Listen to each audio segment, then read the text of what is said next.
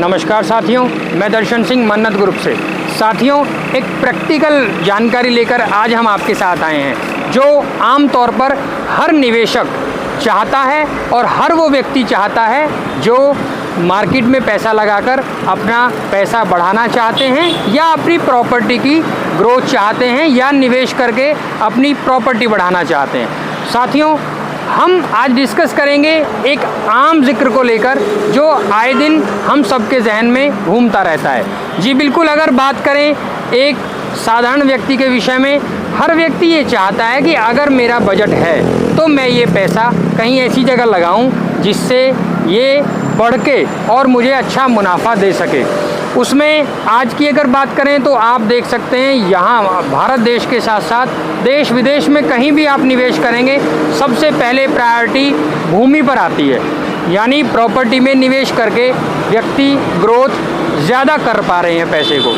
अगर उसी दिशा में बात करें, जैसे अभी गौतम बुद्ध नगर ज़िले की बात करते हैं, यहाँ यमुना एक्सप्रेसवे क्षेत्र बना, ये अथॉरिटी ने ये कार्य यहाँ विकास कार्य किए। साथियों, एक पर्टिकुलर जैसे कोई क्षेत्र का डेवलपमेंट करना होता है, उसके डेवलपमेंट से पहले प्लानिंग करी जाती है। यानी पहले एक मैपिंग करी जाती है कि इस शहर को किस तरह से बसाया जाएगा। उस मैपिंग के आधार पर सभी प्रकार के सर्वे किए जाते हैं। यानी इस क्षेत्र में जो कार्य क्षेत्र रहेगा, इसमें लगभग कितने गांव आएंगे, कितनी टोटल हेक्टेयर भूमि आएगी, कितना पैसा हमें इस क्षेत्र को डेवलप करने के लिए चाहिए होगा। इन सभी प्लानिंग के साथ साथ अथॉरिटी ये भी हिसाब लगाती है कि यहाँ कितने लोगों हैं, कितने लोग रह रहे हैं, जिनको पैसा कितना ज़रूरत पड़ेगा, यहाँ हम क्या क्या तरह से प्लान कर सकते हैं, किस तरह से इस क्षेत्र को डेवलप करें कि हमें अब अथॉरिटी सपोज जैसे मान लो हम किसान हैं, आप किसान हैं, आपने निवेश किया, आपकी भूमि की आपको मुआवजा मिल गया, लेकिन अथॉरिटी भी ये चाहती है कि ये डेवलपमेंट यहीं नहीं रुकना चाहिए। अथॉरिटी भी ये चाहती है कि अथॉरिटी को भी उसका ये कार्य क्षेत्र विकास दे। यानी अथॉरिटी भी अपना पैसा या अपना क्षेत्र कहीं ना कहीं डेवलप देखना चाहती है।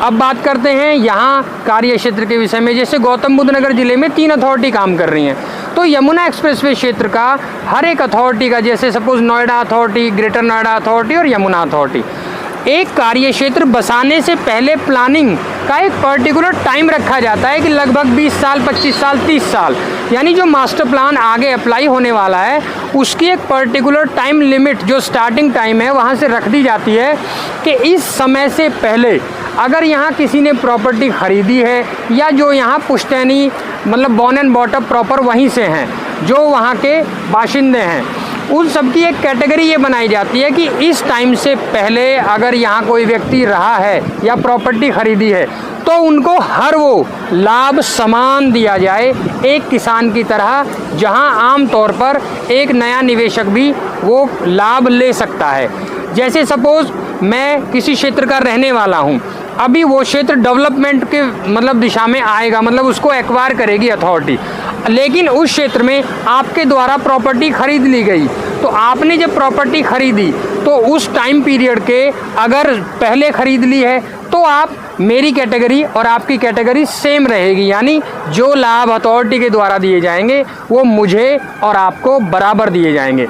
लेकिन उस पर्टिकुलर टाइम के बाद अगर आप वहाँ निवेश करते हैं तो आपको वो बेनिफिट में से कुछ प्रतिशत घट के मिलता है। जैसे यमुना एक्सप्रेसवे अथॉरिटी में एक पर्टिकुलर टाइम रखा, सपोज़ 20 साल 22 साल पहले से अगर वहाँ प्रॉपर्टी किसी ने ख़रीदी है तो उनको मुआवजा तो मिल रहा है, लेकिन 20 वर्ष से पुराने ख़रीदने वाले को प्लॉट भी मिल रहा है और मुआवजा भी मिल रहा है। लेकिन उस पर्टिकुलर टाइम के बाद अगर किसी ने निवेश किया है तो एक अभी कुछ दिनों पहले एक न्यूज़ आई और ये अथॉरिटी का फैसला भी है कि उस टाइम पीरियड के बाद जो निवेशक हैं उनको मुआवजा तो मिलेगा लेकिन वहाँ पर प्लॉट नहीं मिलेगा।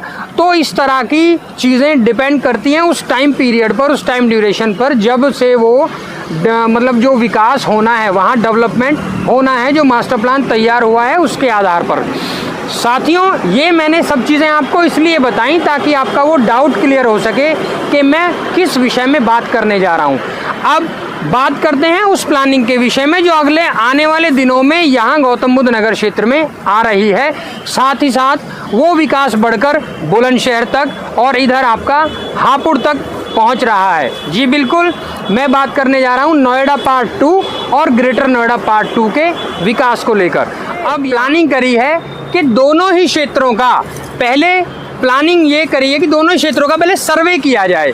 टोटल कितने गांव इस क्षेत्र में आ रहे हैं, कितना हेक्टेयर भूमि है, कितना क्षेत्रफल है जिसको हमें डेवलप करना है। यानी पहले हर एक चीज़ को ऑन पेपर ऑन रिकॉर्ड रख के फिर उस पर प्लानिंग शुरू की जाती है।